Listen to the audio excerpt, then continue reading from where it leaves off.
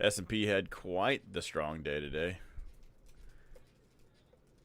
I did grab, if you guys saw at the end of the day, I did grab some SPY puts for this Friday. I grabbed I grabbed the 447s. Sorry, the 547s.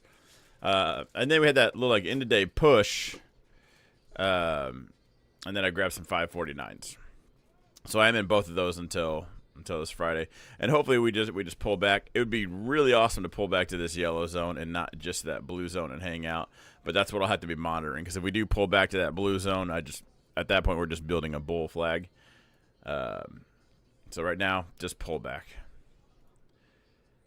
Still plenty of room to the upside. The trend is still up. Everything still looks good. I just thought we got a little extended, so I wouldn't mind something like this tomorrow where it pops up, then comes down. Tomorrow is a half day. Remember, we close at 1 p.m. That is stock market time, so that's noon my time, I think. I think we go to all-time highs in the next few days.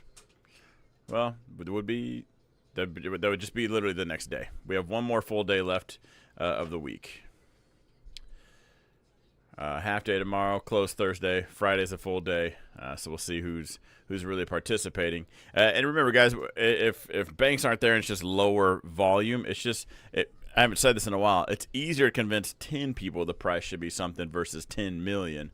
So I probably wouldn't be surprised either way, up or down.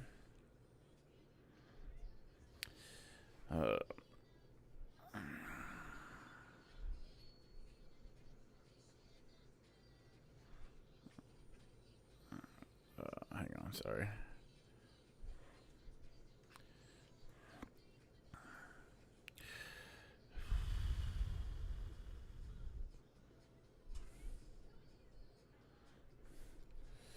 All right. NASDAQ. Ooh.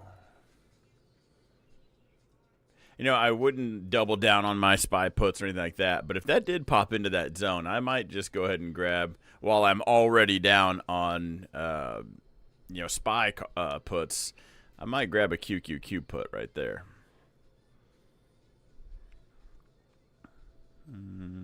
Yeah. Ooh, hopefully we rein it back in. Let's go. Hopefully something like this happens. We gap up, get everybody excited, and then just rip the floor out from underneath them. That would be sweet. Russell, I would have to still be long this.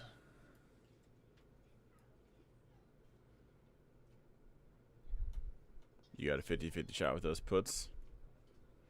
Pretty much. Where are we at?